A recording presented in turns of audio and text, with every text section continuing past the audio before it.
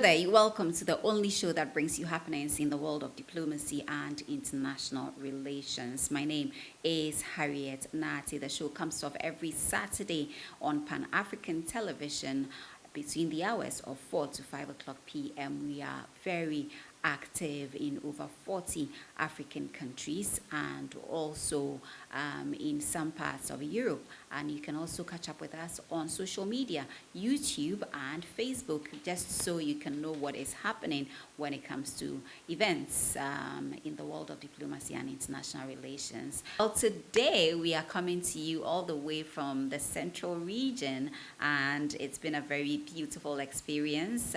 We are here on the back of the Emerging Diplomats Model United Nations Conference, which I happen to be one of the speakers on the panel. So we are very happy that we could participate in an event of this kind, letting the young people know how essential it is to understand the basics when it comes to diplomacy and international relations and how they can apply that in every department they find themselves. So these are the stories making headlines on today's episode of the show. We will be talking about the 10th edition of Turkey-Ghana Business Forum, which took place in Accra, and also the second edition of Emerging Diplomats Model United Nations Conference, which I earlier mentioned. And we also have Francophonie Month climaxed with a health walk. China pardons Zimbabwe over debt, and British government passes bill to deport asylum seekers to Rwanda. I'll bring you all the details right after this break.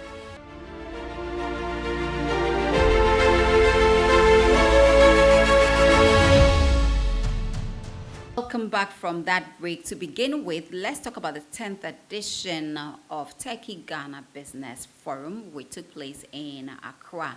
Now, under the auspices of the Embassy of Turkey in Ghana, over 20 companies made up from manufacturing to health in Turkey have participated in the 10th edition of the Turkey-Ghana Business Forum held here in Accra. Now, the forum sought to create a platform for Turkish and Ghanaian businesses to connect, network, strike deals, and exchange best practices as part of boosting trade activities between the two countries. Speaking at the event, which took place at the Alisa Hotel, Ambassador of Turkey to Ghana, His Excellency Hussein Gunga, said the objective of the forum is to connect the Turkish manufacturing sector with Africa and explore opportunities for their mutual interest. Would you like to partner up with manufacturers from Turkey?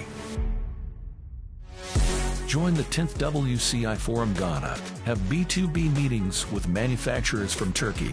Make partnership agreements. Grow your business. In this 2 days program, you can participate in B2B meetings, panels, and product demonstrations. Contact us now to find out the discounted participation conditions. 10th WCI Forum Ghana. Employment.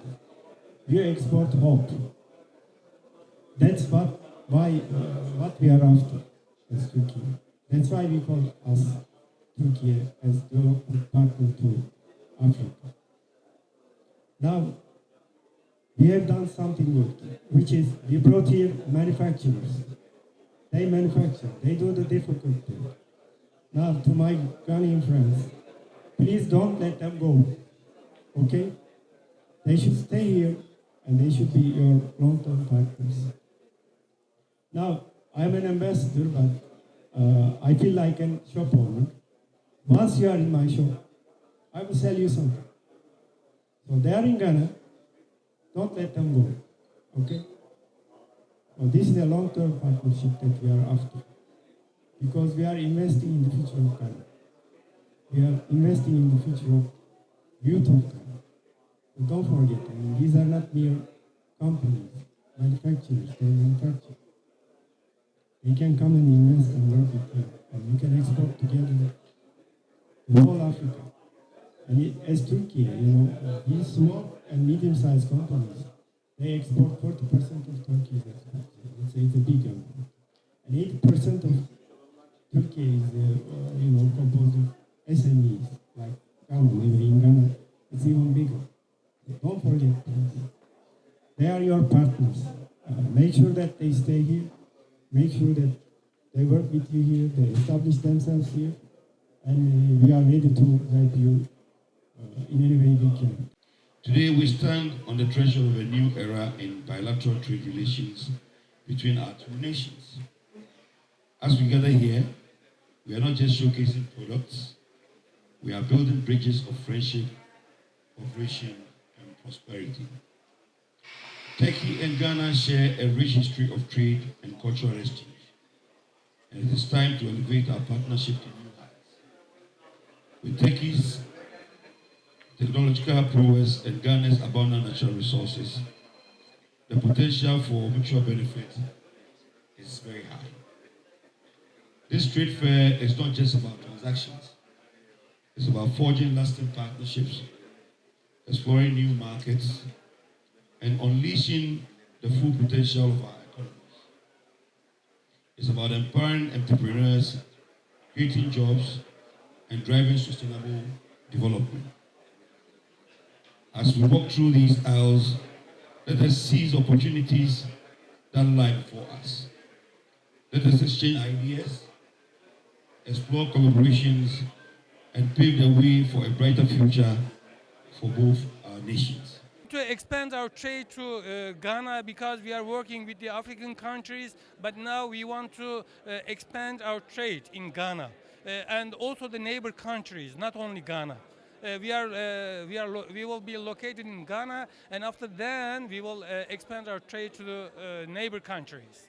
The very potential companies in Ghana, we are dealing with them now at the moment, and we are giving the service with the container and sea and air shipment now. And but we want to more shipments, more export shipments, full container, not partial shipment. Yes, we have a good and reliable and experienced company, and we give a boutique and good service, and our prices are really competitive. Önce kendi hastanemizden bahsedeyim. Bizim hastanemiz Türkiye'nin Denizli şehrinde kurulu. 2008 yılında kurulmuş, 110 yataklı. 50'nin üzerinde doktor ve profesör ve doçent çalıştıran bir kurum. Biz zaten full kapasiteyle çalışan bir kurumuz. Neden Gana'ya geldik? Çünkü yıllarca sağlık turizmi başlığı adı altında Avrupa'dan, Kuzey Afrika'dan, Arap coğrafyasından hastalar getiriyoruz Denizli'ye. Fakat biz Afrika'nın büyümesine daha fazla kayıtsız kalamadık ve burası özellikle Batı Afrika'nın göz bebeği Akra'ya geldik. Burada da doğru bir partnerlik arıyoruz ve Türk sağlık sistemini, Türk sağlığın ekolünü Akra'ya taşımak istiyoruz. O yüzden buradayız. Teşekkürler. To talk about the hospital.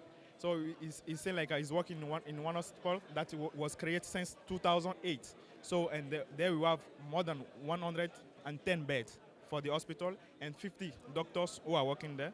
And why they say they come to Turkey, the reason why is like mostly the patients who are coming for treatment in the hospital, they are coming from Europe or South Africa or even from Arab country. So they come to Ghana because they see Ghana is the head of West African countries here. That's the reason why they are looking for the right partnership to work with. Teknolojiyi zaten takip etmek çok zor. Siz bir cihaz alıyorsunuz, hemen ertesi yıl yeni bir cihaz koyuyorlar, getiriyorlar. Fakat biz buraya bir diagnostic center, tanı merkezi kurmak için geliyoruz ve bunun için Akra'nın modernleşmesine ve teknoloji altyapısını yenilemesine yardımcı olacağız. Ama bunun dışında Akra'da verilemeyen hizmetlerle ilgili olarak da elimizi taşın altına koyacağız ve Türkiye'den buraya bu hizmetleri getireceğiz ve yerli hekimlere de, yerli sağlık çalışanlara da bu bilgi aktarımını sağlayacağız ve bunun burada kalıcı olmasını sağlayacağız. En büyük amacımız bu. So now he's talking about the diagnostic center. So the new thing that they want to bring here is the diagnostic center because he know that mostly they bought a new medical devices, but they have how to do it, how to manage it. Sometimes it's difficult, and also there's a new stuff that they will bring, and they also have the new technology. They have the information, and they have the doctors, the nurse who they can bring here to transfer the knowledge that they get in Turkey to the nurse here or to the doctors here in Ghana. Let's talk about the second edition of the Emerging Diplomats Model United Nations Conference, which I mentioned that I had the opportunity to join the distinguished panelists on the panel to talk about the essence of diplomacy and international relations and how the young generation can harness that to build themselves up and take on the mantle as the next leaders or global leaders. Now, youth diplomats are refining the landscape of international relations. They are not bound by the dogmas of the past, but instead embrace innovation, inclusivity, and the urgency of global challenges. The second edition of the Emerging Diplomats Model United Nations has been held at the University of Cape Coast, now themed promoting a sustainable future, addressing global climate change, food security, political stability, and accessible education. Student delegates were charged to be solution-oriented in addressing shared global challenges that transcend borders. Here is a sneak peek of the panel discussions. About opportunities, we talk about beautiful conferences like this. Oftentimes, we miss out on the foundation, the right ingredients that we need before we start cooking. The thing is that you cannot start cooking without your ingredients. I see a lot of you with pens and papers here. Some of you have tablets and, but I want us to do this.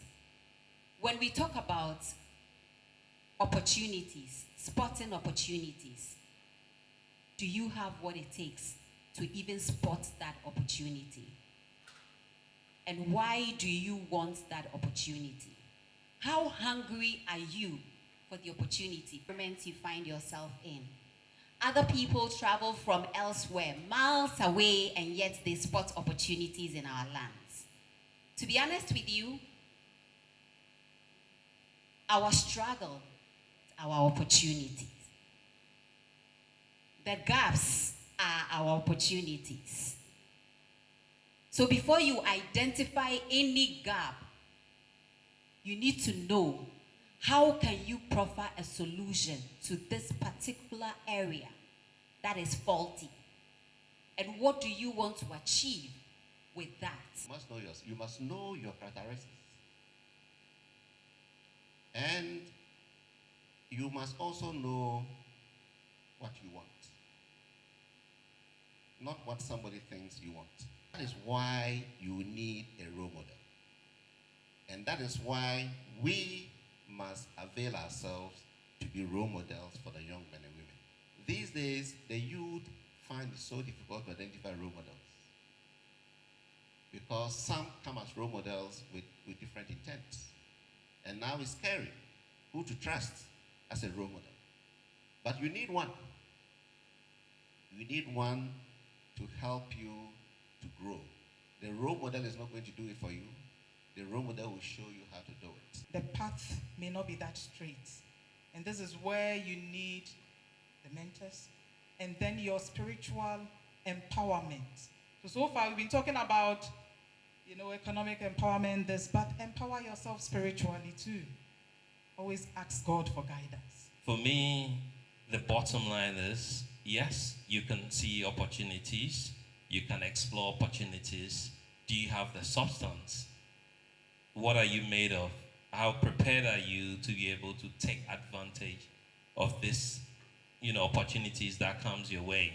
And when we talk about substance, how are you able to build that, or how are you able to develop yourself to that point? It brings to mind, I want to then talk about capacity, or how do you build your capacity to be able to be sure that once you get, it's one thing identifying the other thing giving opportunity. How are you able to deliver? Can you, what is expected of you? Can you do it? That's the most important thing. Yourself.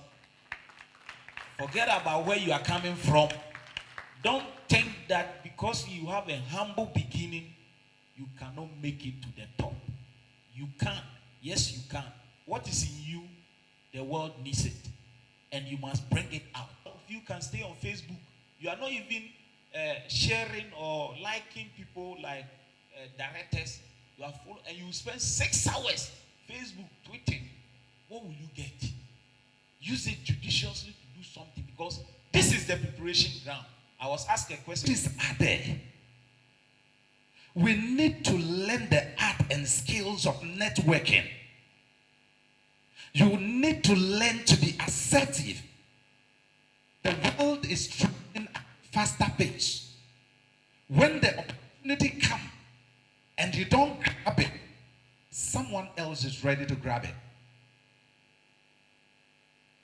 The difference between you and the young boys who come from America to work here. When the likes of Dr. Michael Boachi were in the universities, in the generations that are about to exit are not able to find solution, platforms like this should be used by young brains like you to develop solutions. And how do you do that? You start by thinking outside the box. And when investors are coming to country, they are bringing the innovations from abroad.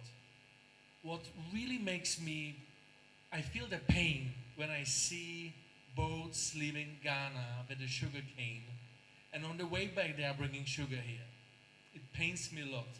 I would love to see a factory which is employing about 200 people, and the local farmers, they have a deal with the factory, they are bringing sugar cane, and Ghana is exporting sugar. And when I'm at the airport or in Prague, in my country, I'm going to the supermarket, I will always choose the sugar with these beautiful colors of our flag and with the statement made in Ghana. Finally, up to you. And you can change the system which is existing here right now.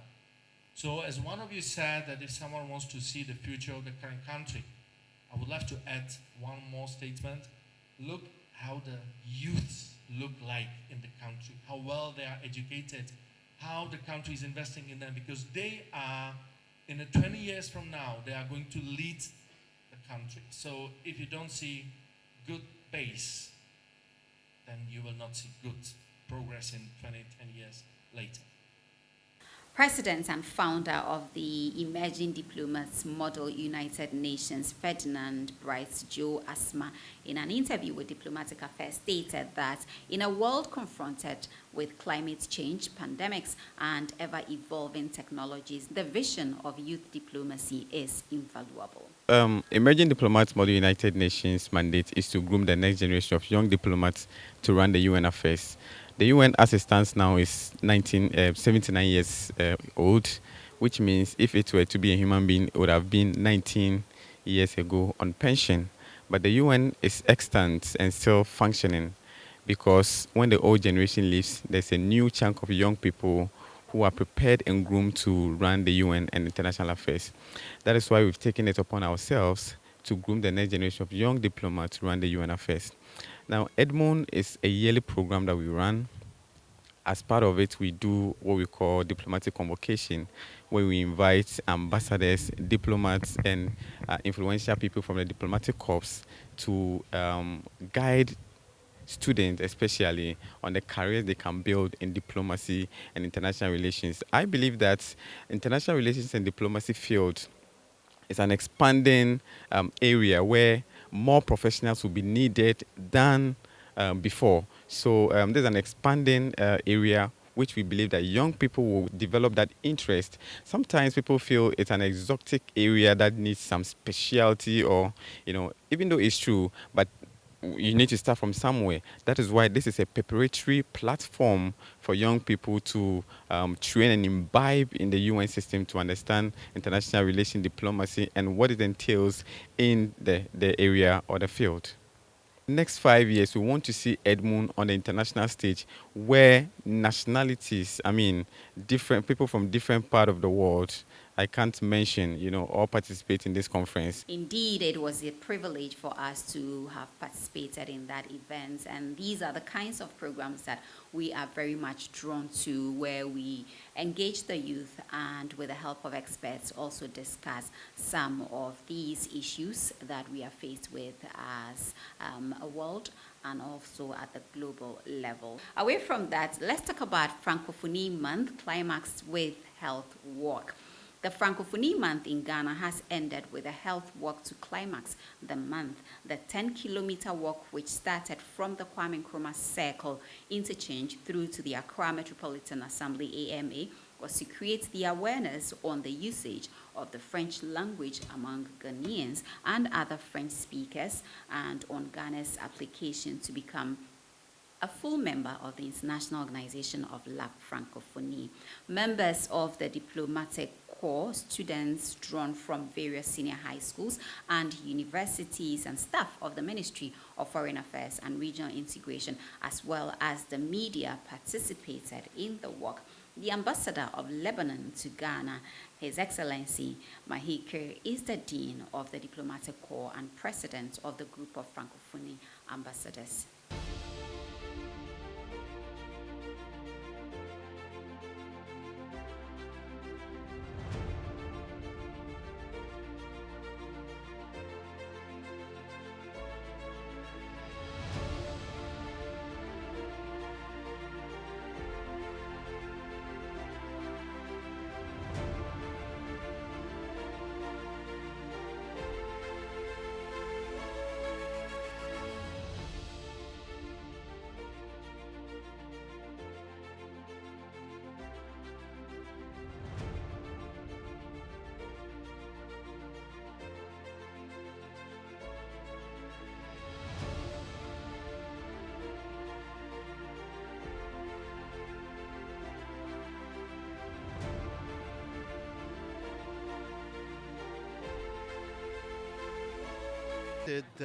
On 20th of March for 1 month. This festival had many activities, music, cinema, theater, and many cultural activities like Francophone voices. We had also the flag raising. And we had as guest of honor His Excellency the President of the Republic, Nana Akufo-Addo. And we continue every year.